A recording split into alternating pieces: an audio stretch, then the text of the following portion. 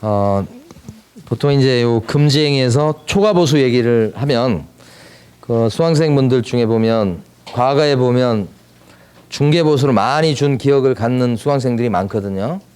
그래서 이제 가끔은 어떤 경우도 있냐면 정말 드물게는 그 부동산 사무실에 가가지고 옛날에 자기가 뭣도 모르고 많이 줬다고 돌려달라고 막 요구해가지고 찾아오시는 분이 있어요.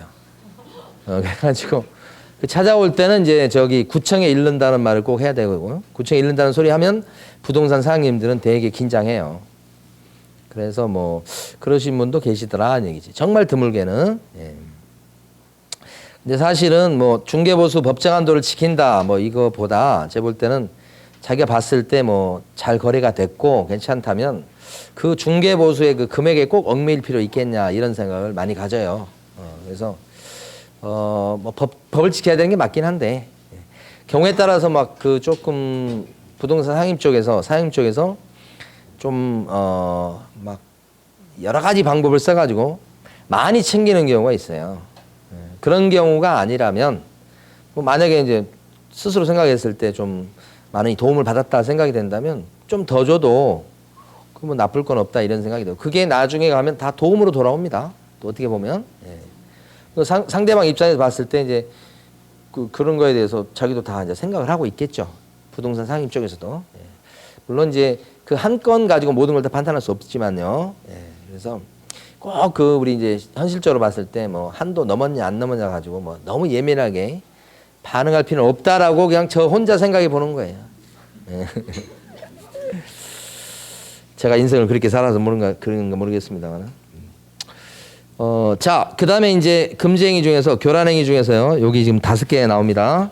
나올 텐데 조문이 그대로 나올 텐데 사례는 5개가 있어요. 첫 번째는 뭐냐면 이 분여회에서 이번부터는 좀 의미가 틀립니다. 분여회 쪽에서 그죠? 부동산 사장님 중에 협조적인 사장님이 계셔요. 굉장히 소통이 잘 돼. 분여회의 입장을 많이 이해해줘. 아파트 단지 입주민들의 입장에서 많이 생각해줘. 그런 부동산 사장님이 있다면 그쪽에만 내놓자고 할 가능성이 높죠. 그러면 다른 부동산을 차별하는 거 아니에요?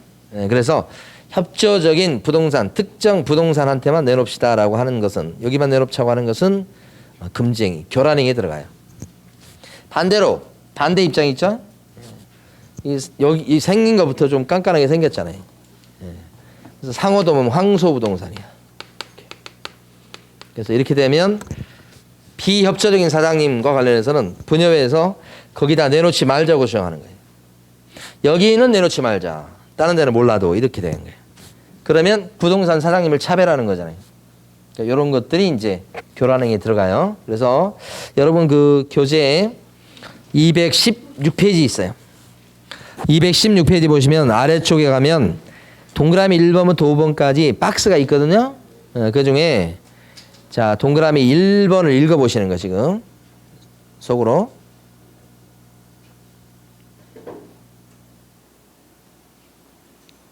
그 동그라미 1번이 칠판에서는 요거죠, 요거. 특정 사장님한테는 내놓지 맙시다 이런 얘기죠. 동그라미 2번 읽어보세요. 동그라미 2번. 시험에는 요 조문이 그대로 나오니까 다르게 나오지 않아요. 2번.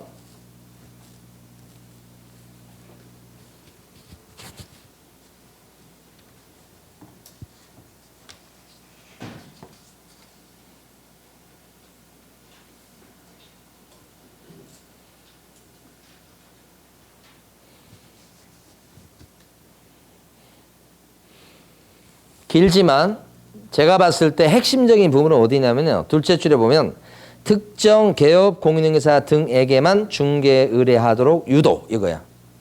특정 부동산 사장님한테만 중개 의뢰하도록 유도. 칠판에서 1번입니다. 2번입니다. 이거.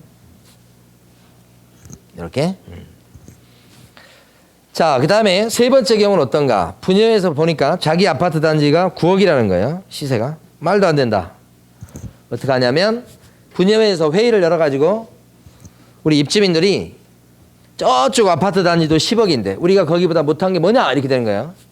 그래서 10억 이하로는 절대 내놓지 맙시다 이렇게 얘기하는 거예요. 10억 이하로는 팔지 맙시다. 이렇게 하는 거예요. 분여회에서 담합하는 거야. 이렇게. 자, 요게 여러분 거기에서는 동그라미 3번이에요. 읽어보시고.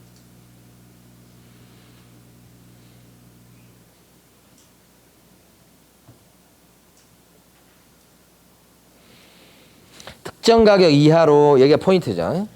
자, 그 다음에 또요. 9억인데 이 분여회에서요. 그 아파트 단지 앞쪽에 상가, 부동산 사무실이 쫙 있을 거 아닙니까? 그 부동산 사장님들한테 협조 요청을 합니다. 협조 안내문을 보내요. 우리 아파트는 앞으로 10억 이상으로 광고를 좀 올려달라고. 이거죠. 9억이 웬 말이냐? 10억 이상으로 광고 좀 해주세요. 올려주세요. 이 얘기죠. 여러분들은 거기 지금 보면 동그라미 5번 읽어보세요. 5번.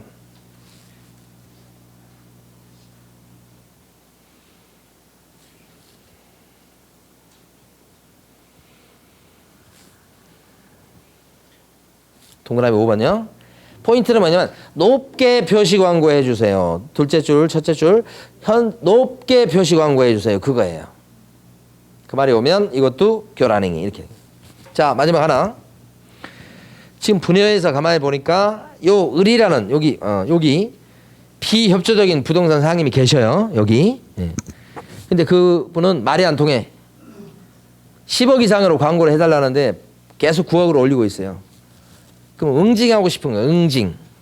어떻게 응징하냐면 분여에서 요 부동산 사장님 이 사람이 광고 올린 거에 대해서 허위 매물 신고를 하게 돼. 허위 매물이라고 신고한다고? 여기에 대해서 허위 매물 신고가 들어가면 그 올린 광고가 허위 매물이 아니라는 게 확인되기 전까지는 무조건 내려야 돼.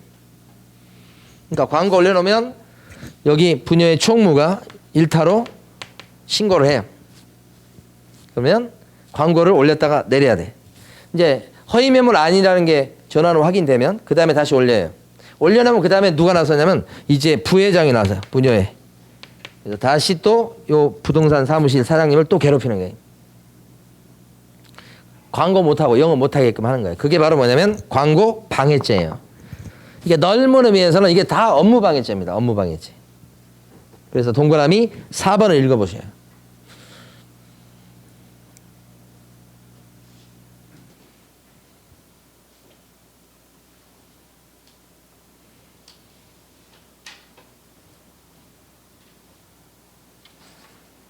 됐죠? 그래서 요게 교란행위로서 요 5개. 아까 전번에 첫 번째 교란행위가 뭐였냐면 시세 조작. 두 번째가 단체가 담합한 거. 그 다음에 여기 5개에서 총 7가지죠. 이게 교란행위입니다. 이런 교란행위는 여기저기 많이 걸리는데 이런 교란행위 한 사람이 있을 때는 자 217페이지 제일 위에 가로 1번 두 줄을 밑줄 긋고요. 교란행위 신고센터가 있어요.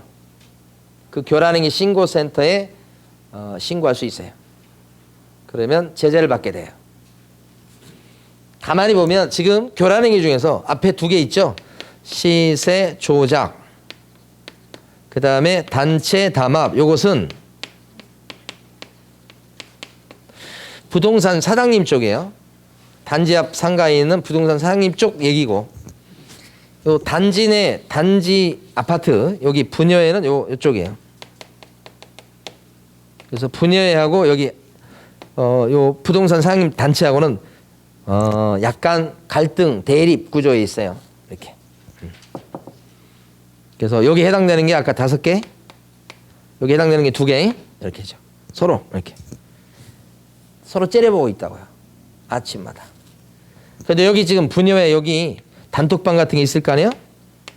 거기에 뭐 내부 첩자가 있죠. 누구예요?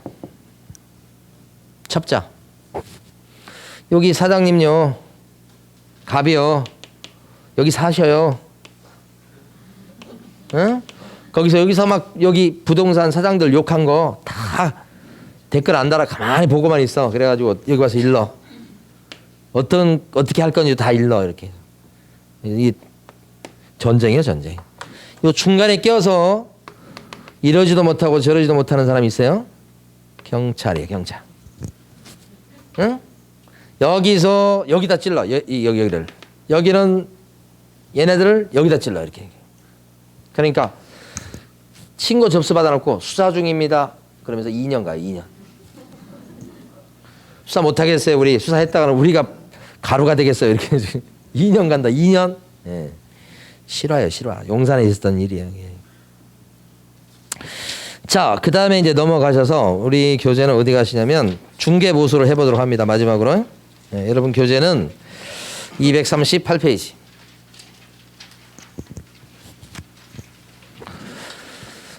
중개보수에 대해서는 보수청권에 대해서는 시험 문제가 2문제 정도 출제가 되고, 일단은 중개보수가 언제 생기느냐 그걸 먼저 봐요. 그러니까 여러분 공부할 내용이 그렇게 많지 않고요. 그 내용들 나오는 것들도 거의 결정이 돼 있기 때문에, 자, 중개보수는 보수 달라고 하려면 일단 활동이 의뢰가 있어야 됩니다. 부탁받고 그 다음에 열심히 중개 활동을 해야 돼. 물건도 보여주고 설명도 하고 이산 날짜 맞춰주고 가격도 맞춰주고 이게 중개 활동이에요. 그래서 도장을 찍어야 돼. 요게 계약금 들어가는 거예요. 그리고 나서 이제 계약에 이행이라는 표현을 썼어요. 이행은 중도금 치르고 잔금 치르고 등기 내고 이거 이행이라고 그랬잖아요. 아까 계약금, 중도금, 잔금을 갖다가 그 부동산에 하자가 있고 문제가 있을 때 중립적인 예치 명의자한테 요렇게 묻어놓을 수 있는 제도가 있었죠. 묻어놓을 때 언제까지 묻어놓읍시다라고 할 수 있어요. 언제까지? 계약 체결 완료될 때까지요. 계약의 이행이 완료될 때까지요. 그렇지, 그렇죠. 이행이 완료될 때까지 요 돈을 묻어놓읍시다 이렇게 할 수 있는 거지. 그런데 여기서 계약이 체결되면 중개 완성되었다고 이론적으로 얘기합니다. 중개 완성. 그러니까 중개 서비스를 다 제공했다 이 뜻이요. 그게 계약 체결이에요. 그래서 원래 이론적으로는 중개보수 복비는 계약서 쓰는 날 받는 거예요. 원래는. 이론적으로는 그렇지만 실제는 어떻습니까? 실제는 잔금날 거의 받죠. 그래서 실제는 거의 이때다 이렇게 생각하시면 되지. 그래서 이런 과정을 거치게 되는데, 자, 시험에 나오는 것은 보수지급 시기. 이 관련해서는 보수지급 시기에 대해서 당사자 간에 약정한 시기가 있으면 그때가 돼요. 그러니까 예를 들어서 계약서 쓸 때 요때 썼을 때 주기로 했으면 이때고, 계약서 썼을 때 절반, 잔금 치를 때 절반, 그러면 그렇게 되는 거예요. 그러니까 약정이 있으면 약정이 우선하는데 없을 때가 시험 문제죠. 그럼 언제 중개보수를 받게 돼요? 언제 중개보수를 지급하게 됩니까? 보수에 대한 지급 시기에 약정이 없을 때는 언제죠? 법에서 정해놨죠? 바로 거래 대금의 지급이 어떻게 되나요? 완료된 때 이렇게 되죠. 거래 대금의 지급이 완료된 건 뭐 언제를 얘기하는 거예요? 잔금시에 잔금시. 그래서 결국은 현실이 이긴 겁니다. 옛날에 이 조문이 없었어요. 없으니까 현실은 이렇게 되더라도 현실 이론적으로 우리가 배울 때는 이때 중개보수를 줍니다라고 배웠습니다. 옛날에 그렇게 가르쳤고, 근데 조문이 생겼죠. 이제 어떻게 되는 거예요? 대금 지급이 완료된 날 이렇게 되죠. 그래서 여러분들은 교재 보시면 238페이지 제일 아래쪽에 가면 가로 2번에 세 줄 있죠. 밑줄 긋고. 최근 시험에 계속 나오고 있습니다. 그럼 시험에 나올 때는, 자, 틀리게 낸다면 어떻게 내냐면 계약 체결이 완료된 날 지급한다 이렇게 나온다. 계약 체결이 완료된 날이 아니고 뭐예요? 대금 지급이 완료된 날이다 이렇게 꼭 알아두셔야 되고, 오른쪽 가시면 이제 가로 3번 얘기가 나옵니다. 계약이 여기 보면 이행되지 않고 깨지는 수가 있거든요. 계약이 깨지면 중개보수는 받을 수 있나요? 계약이 체결되었다가 계약금 넣었다가 계약이 깨지는 수가 있어. 이러면 중개보수 받을 수 있나요? 어때요? 깨졌는데 잔금이 치러지지 않는 거 아니에요? 그렇죠? 어때요? 받을 수 있을까요? 깨지는 게 보면 무효가 돼서 깨지고 취소돼서 깨지고 해제가 돼서 깨지고, 요 민법 시간에 배우시는 거예요. 민법 시간에 계약이 이렇게 되면 파기되는 거지.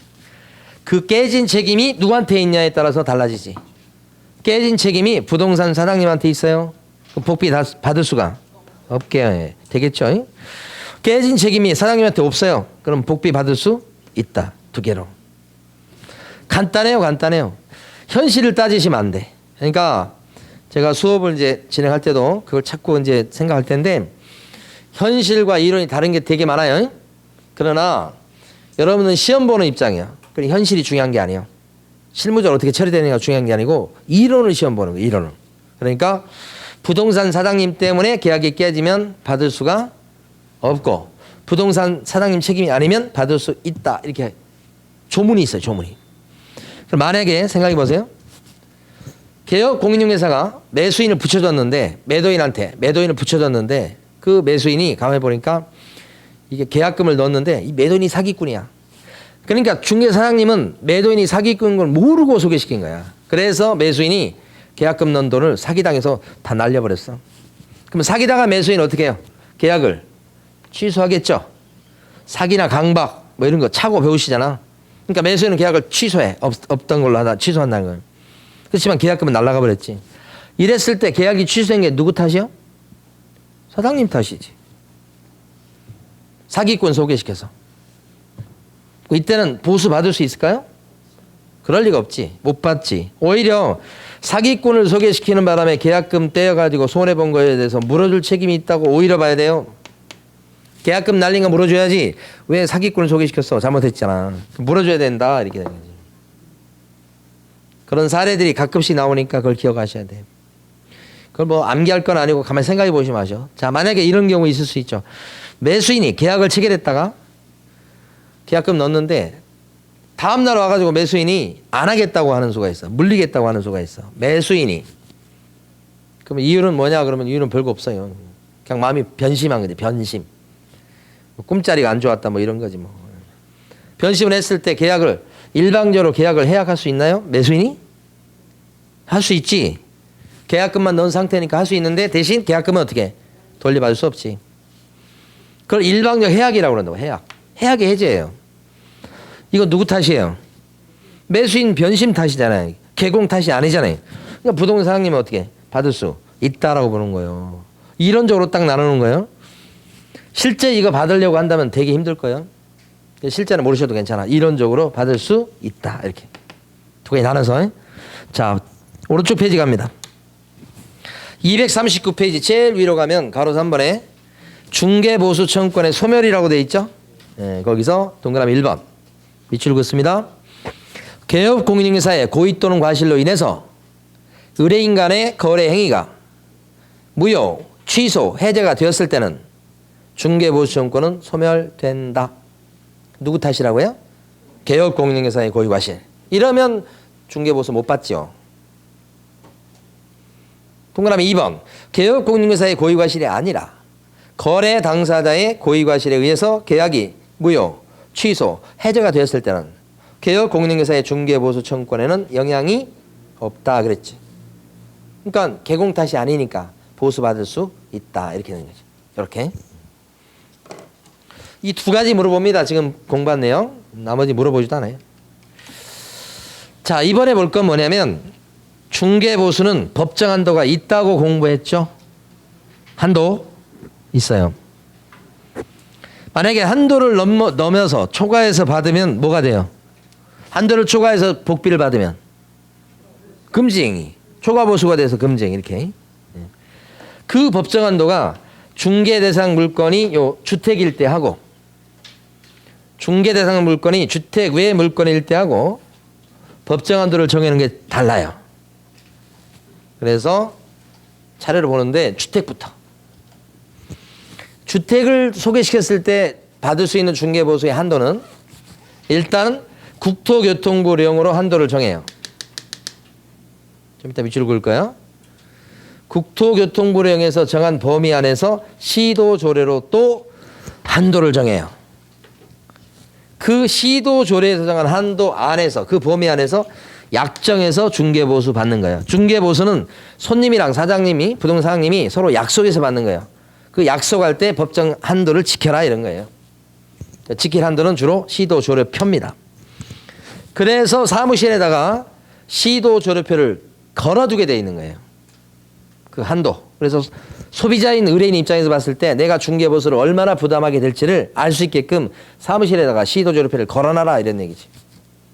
근데 법적으로는 국토부령이 대강의 범위를 정하고 그 다음에 시도조례에서 또 조례표로 또 법정한도를 또 정한다 이렇게 되는 거지. 그런데 최근에 바뀐 게 국토교통부령의 그 법정 한도가 별표 1로 바뀌었어요.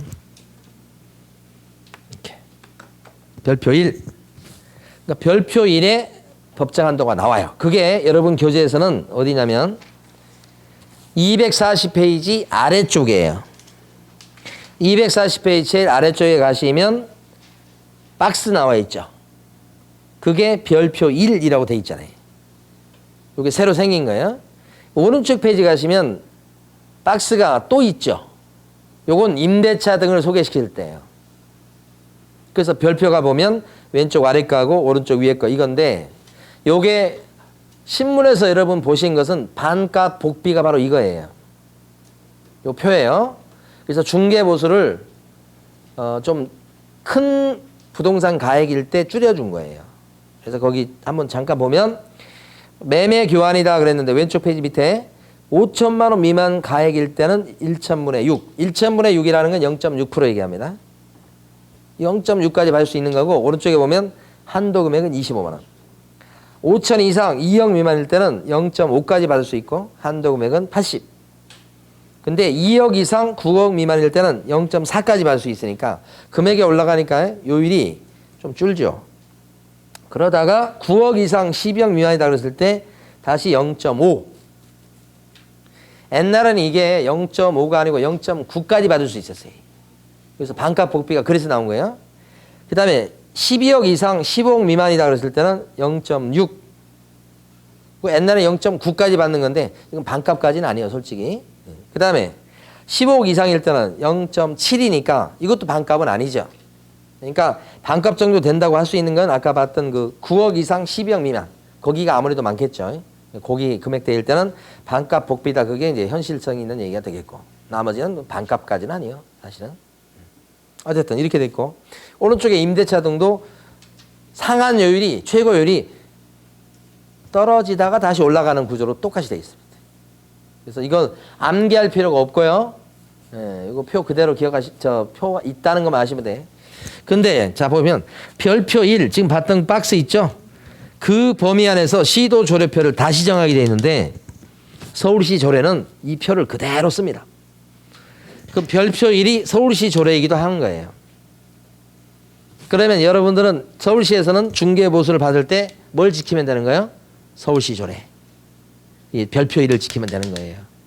이 별표 1 이것은 시험지에서 줍니다. 주고서 잘 읽을 수 있으면 됩니다. 이건 암기하는 게 아니고요. 이렇게. 자, 근데 여기서 하나 문제 생기죠. 왜냐하면 노원구에 있는 부동산 사장님인데 위에 예를 들어서 구리에 있는 아파트를 중개할 수 있어. 그러면 구리에 있는 아파트를 중개했을 때 중개보수는 노원구니까 사무실이 서울시 조례로 중개보수를 받느냐 아니면 물건지가 구리니까 경기도 조례로 중개보수를 받느냐 요게 이제 싸울 수 있는 거리가 돼. 사무실은 서울 노원구, 물건지는 경기도 구리 이렇게. 이때는 중개보수를 어느 조례에 따라서 받는 거냐 이거지. 싸울 수 있기 때문에 정해놨습니다. 이거 싸우지 말라고. 무조건 사무실 따라갑니다. 무조건 사장님 따라갑니다. 그러니까 물건지는 경기도 구리지만 경기도 조례에 따라서 보수를 받는 게 아니고 사무실이 서울 노원에 있기 때문에 서울시 조례에 따라서 보수를 받는다라고 돼 있고 시험 문제는 20번 이상 나온 거죠. 낼 게 없으면 무조건 이건 낼 정도로. 그래서 사무소, 수혜지 관할 시도 조례가 적용된다는 거예요. 자, 여러분 교재에서 240페이지 보십니다. 240페이지 아래쪽에 가로 2번에 동그라미 1번에 기억번 주택의 중개에 대한 보수는 이게 나온 거 있죠? 밑줄 긋습니다. 의뢰인 쌍방으로부터 쌍방의 동그라미 어떻게 받냐? 각각 따로따로 받습니다. 각각의 동그라미 둘째 줄. 그 일방한테 받을 수 있는 한도는 일방으로부터 받을 수 있는 한도는 자 다음과 같다. 그게 바로 밑에 별표다는 거죠. 그래서 거기서 주의할 건 이겁니다. 쌍방한테 중개보수는 따로따로 각각 받습니다. 각각 동그라미 쳤죠? 근데 한쪽한테 받을 수 있는 한도는 하고 한도란 말에 동그라미 치면 그 한도가 바로 밑에 있는 0.6, 0.5, 0.4 이게 바로 한쪽한테 받을 수 있는 한도가 되는 거예요. 그래서 요 글귀를 잘 기억을 해 두셔야 돼요. 쌍방, 일방 다 나옵니다. 예. 자, 그 다음에 이제 주택 외 물건으로 가볼 텐데 이건 더 쉬워요. 자, 칠판. 주택 외 물건은 어떤 게 있을까요? 주택의 물건은 주택 빼고 다 들어가는 거예요. 그러니까 땅도 있죠. 공장도 들어가고 상가도 들어가고 임목도 들어가고 그 다음에 또 중요한 건 오피스텔이 들어가죠. 오피스텔은 주거용 오피스텔이 많이 있어요. 오피스텔의 대부분은 주거용이에요. 그러나 원래 오피스텔은 태생이 업무용입니다. 그러니까 대장을 띄워보면 오피스텔 이렇게 나오는데 오피스텔은 원래 대장상으로는 용도가 업무용이에요. 사무실 용도라고. 그런데 나라에서 이 오피스텔에 대해서 주거용으로 쓰는 것을 허용했어요. 그 말은 주거용으로 써도 일반 건축물로 안 문다는 겁니다. 무단 용도 변경으로 안 봐요. 그게 오피스텔의 어떻게 보면 특징이에요. 특징. 그러니까 오피스텔 물건은 법상으로는 주택 외의 물건이 들어갑니다. 이쪽에 들어가요. 주택 아닙니다. 오피스텔을. 예. 이쪽이에요. 그때 주택의 물건에 대한 중개보수의 한도는 국토교통부령에서 대강 정하고 그 국토부령이 정한 범위 안에서 합의해서 받습니다. 요 외 물건은. 그러니까 주택의 물건은 특징이 시도 조례표가 있습니까? 없습니까? 없어요. 박스 같은 시도 조례표가 아예 없어요. 그냥 국토부령에서 정한 요게 법정 한도예요. 주택하고 다른 거예요. 그런데 여기서 주택의 물건은 국토부령이 정한 법정 한도가 또 두 개로 나뉩니다. 하나가 뭐냐면 주거용 오피스텔이에요. 주거용 오피스텔에 들어가면 매매 교환을 알선했을 때는 0.5까지 받는다고 돼 있고 좀 이따 밑줄 그을까요? 임대차 등을 소개시켰을 때는 0.4까지 받는다고 국토교통부령에 나와 있는데 이것은 기억을 하셔야 돼요. 0.5, 0.4. 매매 교환 쪽이 좀 세요. 임대차가 0.4니까. 그럼 여기서 얘기한 주거용 오피스텔은 어떤 걸 얘기하느냐? 이걸 얘기해요. 네 가지 조건. 좀 이따 밑줄 그을 거니까 전용 면적이 85 이하이고 전용 면적이 85라고 하는 건 대단히 넓은 겁니다. 전용 면적이 85제곱미터 이 정도 되면 전용 면적 80, 그럼 32평, 33평 아파트가 되는 거예요. 이게. 아파트 평수로 따지면 그 다음에 입식 부엌이 있어야 돼. 부엌 있죠. 부엌. 그 다음에 뭐야? 화장실이 있어요. 화장실 안에. 그 다음에 목욕시설 갖춰야 돼요. 다른 거보다 목욕시설, 샤워 시설, 그 다음에 화장실 있겠죠. 그런데 무엇보다 부엌, 이게 핵심이에요. 부엌. 근데 이 네 가지를 다 갖춰야 돼요.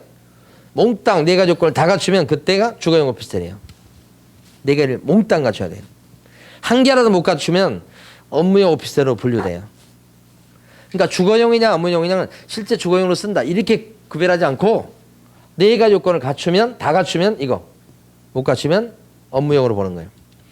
그래서 주거용 오피스텔에 들어가면 매매 교환은 0.5, 임대차는 0.4까지 받고 자 하나 더 봐요. 만약에 나머지 물건 제가 표현할 때 나머지란 표현을 썼어요. 공식적인 용어가 아니에요. 나머지 물건은 요거 주택 외 물건 중에서 주거용 오피스텔을 뺀 나머지를 다 얘기합니다. 그러니까 상가라든지 토지라든지 그 다음에 업무용 오피스텔도 여기 들어가는 거예요. 이런 나머지에 들어가면 0.9까지 받습니다. 이렇게. 그러니까 위하고 다르죠. 그래서 주택의 물건은 이렇게 두 가지. 근데 주거용 오피스텔이라고 하는 것도 그냥 편의상 쓰는 말이고 나머지란 말도 편의상 쓰는 말이에요. 구별해야 되니까. 예. 그런데 주거용 오피스텔 그러면 시험에 나올 때는 이렇게 나오는 게 아니고 이렇게 나와요. 나머지는 이제 요거 빼고 나머지 상가, 공장, 업무용 오피스텔은 다 이쪽에 들어가는 거지. 그러니까 0.9죠. 그럼 요걸 잘 이해하셔야 돼요. 특히 밑에 거. 만약에 상가를 갖다가 매매합니다. 매매. 자, 그랬을 때 받을 수 있는 중개 보수의 최고율은 0. 몇 프로입니까? 상가 매매일 때 0.9 하나밖에 없어요. 상가 임대차를 알선할 수 있죠. 임대차. 그랬을 때 받을 수 있는 중개보수의 최고율은 0. 몇 프로? 9. 임대차지만 0.8 이런 거 없어요. 0.9 하나밖에 없어요.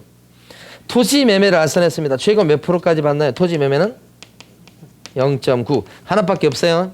매매든 임대차든 뭐든 간에. 이게 특징 나머지의 특징. 자, 이런 건 어때요? 85제곱미터인데 화장실과 목욕실을 갖췄는데 부엌이 없어요. 그럼 어떻게 돼요? 주거용 오피스텔입니까? 아니에요. 그러면 나머지에 들어갑니다. 부엌이 없는 거. 그러면 최고 몇 프로까지 받나요? 0.9. 그러니까 이거보다 더 세게 받죠. 끝났습니다. 이제 3개 나눈 거죠. 3개. 다시 정리하고 교재 밑줄 그을 텐데, 첫 번째 주택. 첫 번째 주택일 때는 국토부령이 정하는 범위 안에서 별표 1 시도 조례표로 법정 한도를 정한다. 이거죠, 이거. 두 번째 주거용 오피스텔. 주거용 오피스텔은 4가지 갖춘 거예요. 4가지. 그런데 그때는 매매 교환이 0.5, 임대차가 0.4. 이거 두 번째. 자, 세 번째는 나머지예요. 나머지일 때는 0.9밖에 없지. 그렇죠? 그래서 요 주거용 오피스텔을 앞으로는 이제 암기할 건 암기를 하겠습니다만은 1월 달부터는 요건 암기할 때 이 주거용 오피스텔에서 조폭 두목 있죠. 조폭 두목이 85명의 부하에 목을 친 거예요. 얼마나 끔찍해요? 기억할 수 있겠죠, 이제. 조폭 두목이 85명 부하의 목을 쳤다. 어디서? 주거용 오피스텔에서. 이렇게 해도 기억이 안 나면 안 되는 건데, 이건. 예? 요걸 때가 0.5하고 0.4. 교재 밑줄 긋겠습니다. 자, 교재는 241페이지 가시면 동그라미 2번입니다. 동그라미 2번의 기억번. 주택 외 중개 대상물에 대한 보수는 의뢰인 쌍방으로부터 각각 받되. 밑줄 긋고 있죠, 지금? 거래 금액의 1천분의 9 이내에서 의뢰인과 개혁공인회사가 서로 협의하여 결정한다. 이렇게 돼 있어요. 그래서 이 동그라미 기억번 왼쪽에다가, 동그라미 2번 왼쪽에다가 나머지라고 써두시고, 우리가 통하는 말로는 나머지. 동그라미 2번 왼쪽 빈 공간에다가 나머지. 핵심은 형광펜은 1천분의 얼마요? 9. 임대차도 1천분의 9예요. 그런데 동그라미 3번 가보세요. 동그라미 3번은 주거용 오피스텔 이렇게 나왔죠. 제목이. 그럼 주거용 오피스텔을 얘기합니다. 그때는 박스 안에 보시면 가하고 나가 있어요. 박스 안에 가, 나 이렇게 밑줄 긋습니다. 전용 면적은 85 이하. 나번. 상하 수도 시설이 갖추어진 전용 입식 부엌이 제일 중요하죠. 그 다음에 수세식 화장실. 그 다음에 목욕시설. 요 가와 나의 요건을 몽땅 갖추면 주거용 오피스텔. 그러면 밑에 박스가 적용된다는 뜻. 그래서 매매 교환은 0.5, 임대차 등은 0.4 요거죠. 지금까지 본 게 뭐냐면 법정 한도예요. 법정 한도. 그러면서 242페이지 가보셔요. 자, 242페이지 가보시게 되면 제일 아래 네모 3번 제일 아래 가로 3번이 있어요. 자, 그래서 동그라미 1번 세 줄을 밑줄 그으시고 별표 칩니다. 20번 이상 나왔다고 해서 아래쪽입니다. 다시. 자, 242페이지 제일 아래쪽에 가로 3번이라고요. 아래쪽에. 예. 그래서 동그라미 1번이라고요. 그 세 줄 읽어봅니다. 중개대상물 소재지하고 사무소 소재지가 달랐을 때는 중개사무소의 소재지 관할 시도 조례가 정한 기준에 따라서 중개보수와 실비를 받는다. 자, 둘째 줄에 어느 조례요? 사무소 소재지 관할 시도 조례. 사무실 기준입니다. 기준. 자, 거기 됐어. 이제 마지막으로 계산 문제 할 겁니다. 계산 문제가 거의 매년 한 문제씩 출제된다고 보시면 돼요. 근데 어렵진 않고 기본적 계산 문제를 먼저 해봅니다. 이번 달에. 일단 중개보수는 합의된 거래 금액에다가 요율을 곱해요. 그러면 곱해서 나온 산출 금액이 나올 텐데 그거랑 한도액을 비교합니다. 이 비교한다는 표시예요. 비교해서 둘 중에 적은 금액까지 받는다 이렇게 되는 거지. 요게 중개보수 계산하는 공식이에요. 다시 합의된 금액에다가 요율을 곱하고 그 요율 곱해서 나온 금액이랑 한도액을 비교해서 둘 중에 적은 거. 한도액은 어디서 우리가 봤었나요? 한도액은 우리가 어디서 봤었죠? 조례표에 보면 아까 저기 별표 1 중에 끄트머리에 있잖아요. 25만 원, 뭐 80만 원 나온 거 있었잖아요. 그게 한도액이에요. 그 한도액을 절대 넘지 마시오 이렇게 하는 거예요. 자 이제 합니다가 매매건을 봅니다. 매매하고 임대차 두 건을 볼 텐데 매매가가 2억이에요. 근데 빌라를 매매해 줬어요. 빌라. 그럼 빌라는 주택에 들어가죠. 그러면 박스를 쳤습니다. 이 말은 자 시도 조례표가 적용된다는 그런 의미입니다. 박스 시도 조례표가 적용됩니다. 시도 조례표는 아까 서울시 조례 같은 경우는 국토부령에 나와 있는 별표 1하고 같다고 그랬습니다. 그대로 갖다 쓴다고 그랬어요. 네, 그러면 같은 얘기야. 2억입니다. 그럼 아까 240 몇 페이지냐면 240페이지 아래쪽에 가셔서 240페이지 아래쪽에 가셔서 2억 칸을 찾아가 보셔야 돼요. 2억. 그러면 2억 칸은 0.5입니까? 0.4입니까? 0.4죠. 5 그러시면 안 돼요. 0.4니까 얼마 나옵니까? 80만 원이 나옵니다. 이렇게. 근데 한도액이 있습니까? 한도액이 없는 칸도 있습니다. 보면. 예.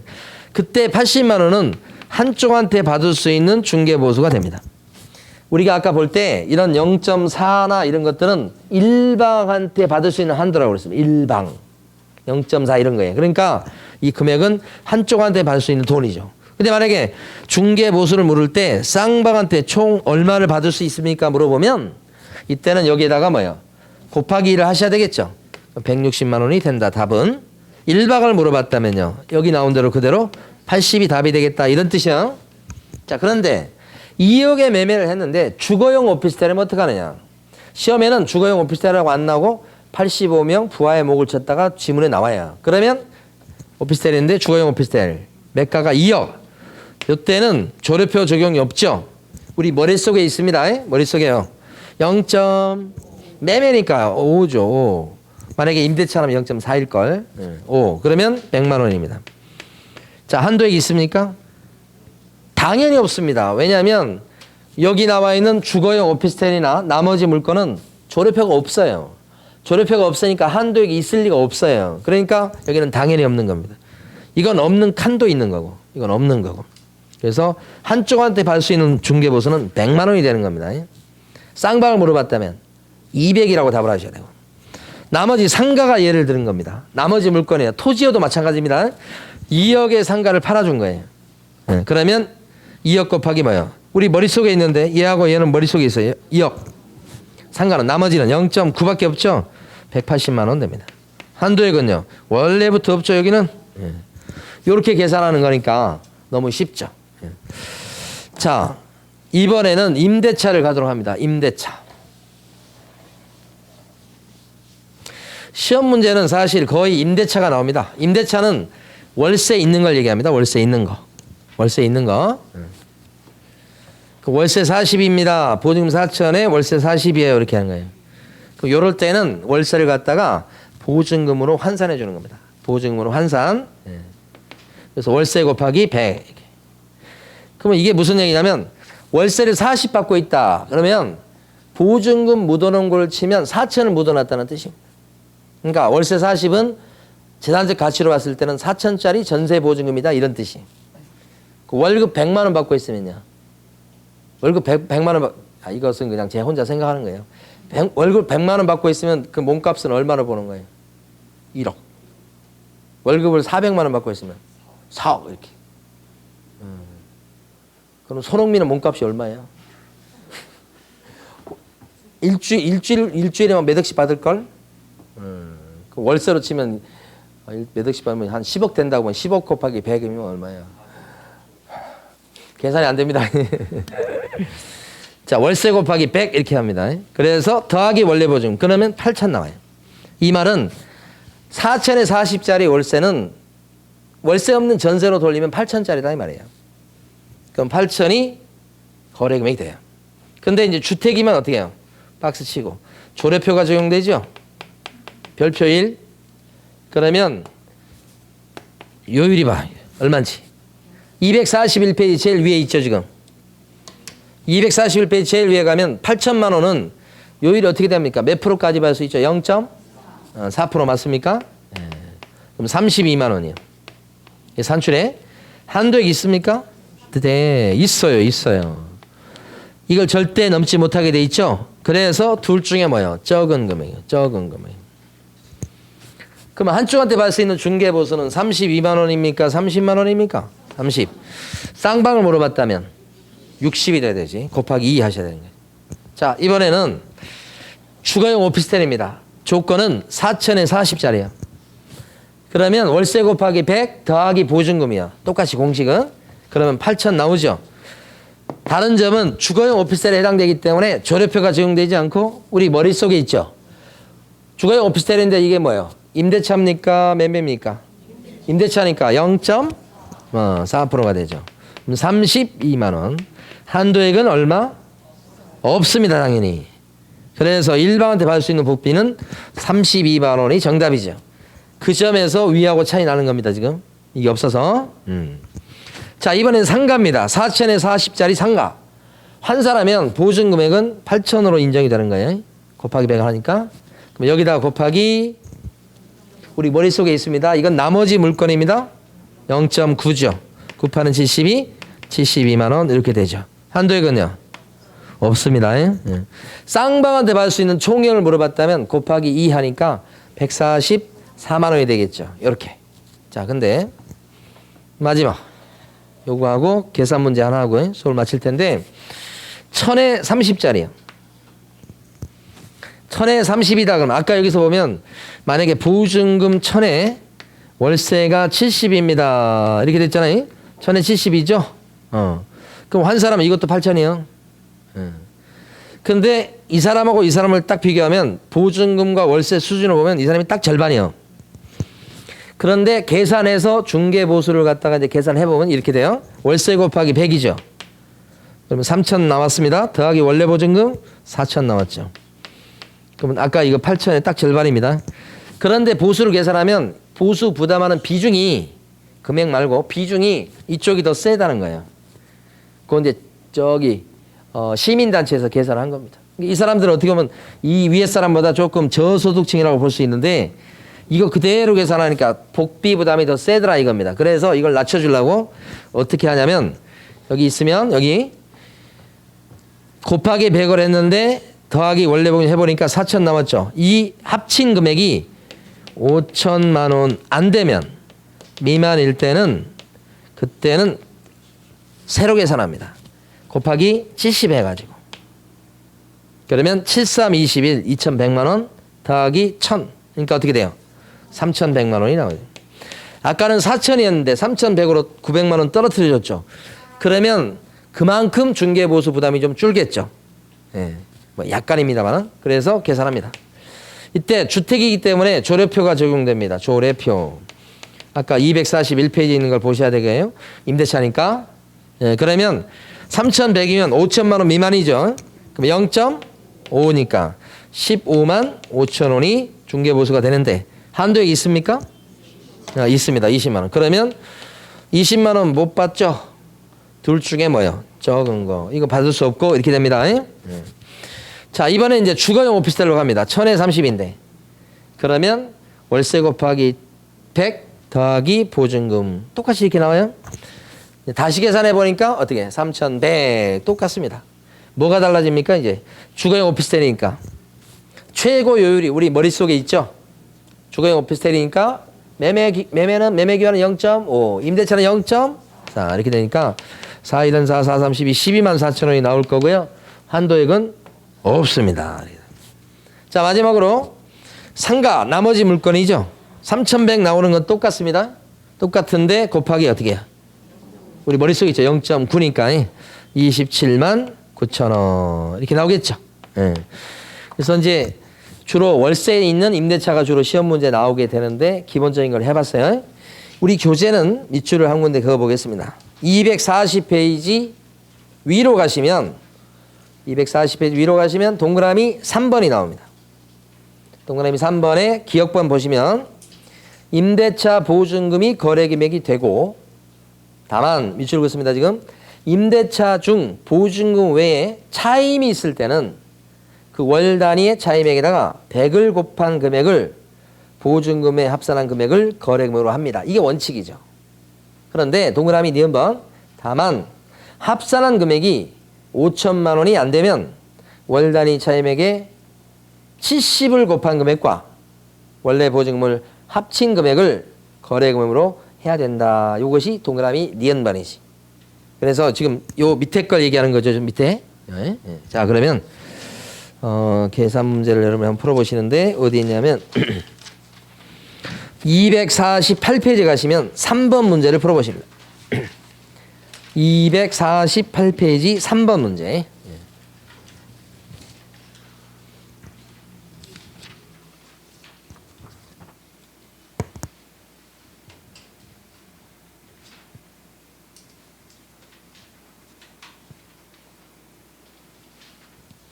248페이지 3번 문제입니다.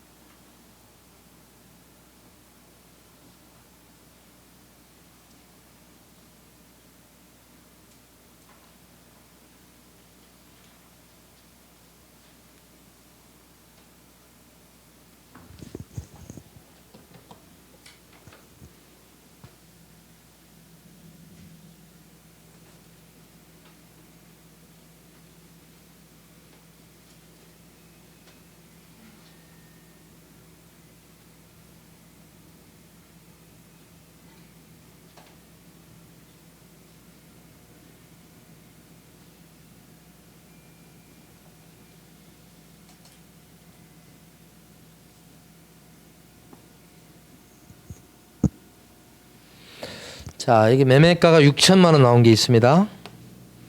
매매이기 때문에 이게 주택이면 조례표를 보셔야 되는데 그게 밑에 주어진 거예요. 박스에서 6천만 원이면 매매 같은 경우 0.5죠. 뭐 얼마 나옵니까? 30만 원 남았죠. 한도액이 있습니까? 없습니까? 박스에서. 없는 겁니다. 그러니까 밑에 있는 박스 가지고 문제를 푸시는 겁니다. 그걸 줘요. 시험지에.